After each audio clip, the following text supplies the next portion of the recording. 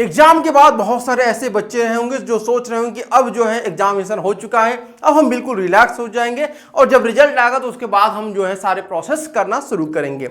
लेकिन अभी आपको जो है रिलैक्स मोड में नहीं जाना है, अब फिर से आपको एक्टिव मोड में आ जाना है। क्यों? क्योंकि अब जो है सभी यूनिवर्सिटी में जो है धीरे धीरे रजिस्ट्रेशन प्रोसेस शुरू होने जा रहा है, जिसमें सबसे पहली जो यूनिवर्सिटी है जिसने रजिस्ट्रेशन प्रोसेस स्टार्ट कर दिया है और वो है आपका यहां पर गुरु नानक देव यूनिवर्सिटी, जिसको शॉर्ट फॉर्म में आप यहां पर किस नाम से जानते हैं? GNDU, Guru Nanak Dev university. यहां पर जो है आपका रजिस्ट्रेशन प्रोसेस शुरू हो जाएगा कुछ ही दिनों में। अब जानते हैं इस वीडियो में कि किस डेट से आपका रजिस्ट्रेशन प्रोसेस शुरू होगा, फीस स्ट्रक्चर क्या रहेगी आपकी, कितनी सीट रहेगी, कौन कौन से कोर्स ऑफर किए जाते हैं, ये सब कुछ इंफॉर्मेशन आपको इस वीडियो में मिलने जा रहा है। इसी प्रकार के वीडियो पाने के लिए चैनल को यानी प्रिस्टान क्लासेस के यूट्यूब चैनल को सब्सक्राइब कीजिएगा और बेल आइकन को प्रेस जरूर करिएगा।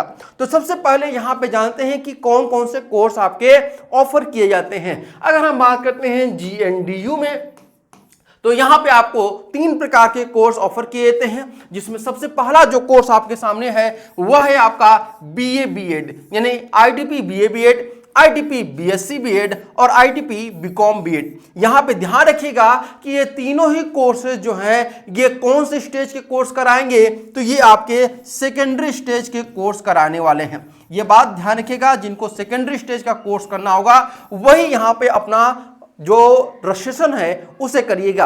अब सेकेंडरी स्टेज क्या होता है कुछ लोगों को नहीं पता, तो बता दें कि अगर आप क्लास 9 से लेकर के 12 तक के टीचर बनना चाहते हैं तभी आप यहां पर रजिस्ट्रेशन करिएगा, अदरवाइज आप रजिस्ट्रेशन ना करिएगा। ठीक है, अब यहां पे आगे बढ़ते हैं। सबसे पहले ये देखते हैं कि अगर आप एडमिशन लेने जा रहे हैं GNDU में तो उसमें एलिजिबिलिटी क्राइटेरिया क्या होगी। अगर आप यहाँ पे BA BEd करेंगे तो आपके 50% मार्क्स जो है वह होने चाहिए किसमें? सीनियर सेकेंडरी, यानी कि आपका 12th में 50% मार्क्स होने चाहिए।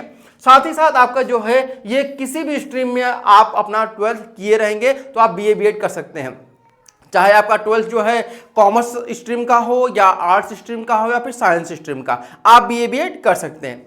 सेकेंड है BSc BEd, यहां पर भी 50% मार्क्स आपके चाहिए क्लास 12th में। ठीक है, लेकिन यहां पर कंडीशन रखा गया है कि आप केवल साइंस स्ट्रीम के ही होंगे तभी यहां पे अप्लाई कर सकते हैं। या तो आपका PCM ग्रुप रहा हो, है ना, क्या हो आपका, या तो PCM रहा हो या फिर आपका PCB रहा हो।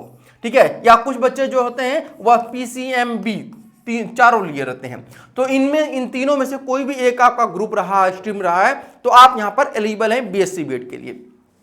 BCom BEd के लिए भी सेम वही है जैसा BA BEd के लिए है कि किसी भी स्ट्रीम से जो है आप रहे 12th, आप यहां पर BCom BEd कर सकते हैं। 50% मार्क्स आपके होने चाहिए क्लास 12th में। यह रही एलिजिबिलिटी क्राइटेरिया की बात। अब बात करते हैं इंपॉर्टेंट डेट्स क्या है, कब से आप रजिस्ट्रेशन कर पाएंगे। तो देखिए यहां पर आपका 8 मई से यहां पे अपना रजिस्ट्रेशन जो है स्टार्ट कर सकते हैं और 15 यहां पर मई और जून यानी कि 15 जून तक आप जो है ये रजिस्ट्रेशन करेंगे। लगभग अगर हम बात करते हैं तो 1 महीने से भी ज्यादा आपको टाइम मिल रहा है रजिस्ट्रेशन करने का। अब यहाँ पे ये प्रश्न पूछा जाएगा कि सर अभी तो जो है हमारा रिजल्ट नहीं आया हुआ है। ये प्रश्न आपके मन में आएगा ना कि रिजल्ट सर आया नहीं है, हमें पता कैसे चलेगा कि हमारे कितने मार्क्स हैं, किस बेसिस पे हम यहाँ पे एडमिशन लेंगे। तो ये सब चीजें जो है वह बाद में देखी जाएंगी। ठीक है, आपका यहाँ पर क्या होगा कि जब आपका रिजल्ट आएगा तब फिर से इसका रजिस्ट्रेशन प्रोसेस जो है वो फिर से ओपन किया जाएगा।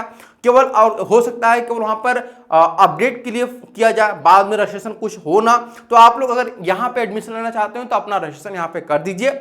और एक बात ध्यान रखिएगा कि रिजल्ट क्या होगा क्या नहीं होगा इसकी चिंता किए बिना आप अपना रजिस्ट्रेशन कर सकते हैं यहाँ पर। ठीक है, आगे बढ़ते हैं यहाँ पे।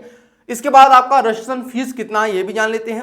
अगर आप यहाँ पर जनरल कैटेगरी से बिलोंग करते हैं तो आपकी जो फीस लगेगी वह कितनी लगेगी, यहाँ पर वो लगेगी आपकी 1400 यानी कि 1400 रुपये आपकी फीस रहेगी जनरल कैटेगरी की। अगर SC कैटेगरी की बिलोंग करते हैं तो 700 रुपये आपकी फीस लगेगी SC कैटेगरी की या फिर जो भी अदर आपकी कैटेगरी है उनकी। तो ये फीस आपकी लगने वाली है। ठीक है, कुछ कैटेगरी में जो है वह 750 रुपये भी लिखा हुआ था। अब वो समझना होगा कि 750 रुपये क्या चीज़ का लग रहा है, OBC का है या फिर ST का है, यह देखना होगा। लेकिन ये आपकी फीस स्ट्रक्चर रहेगी। ठीक है, तो ये बात ध्यान रखिएगा।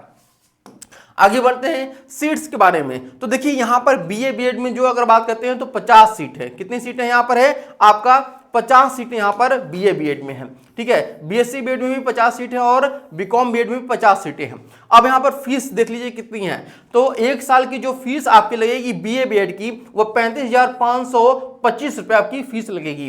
किसका? बीए बीएड का। बीएससी बीएड करेंगे तो 48,175 रुपए एक साल की और 42,165 रुपए एक साल की फीस लगेगी। यानी कि ये पर एनम आपकी फीस बताई जा रही है। ये आपका जो फीस है वो केवल इंडियन स्टूडेंट के लिए है। अगर फॉरेन स्टूडेंट है या एनआरआई स्टूडेंट है तो उस कंडीशन में आपका जो है डॉलर में फीस लगेगा पर एनम। $1110 आपका लगेगा यहाँ पर बीए बीएड के लिए, बीएससी बीएड के लिए $1450 और बीकॉम बीएड के लिए $1250 रहेगा। तो ये फीस स्ट्रक्चर और आपकी सीट स्ट्रक्चर रही। ठीक है, आगे बढ़ते हैं यहाँ पे।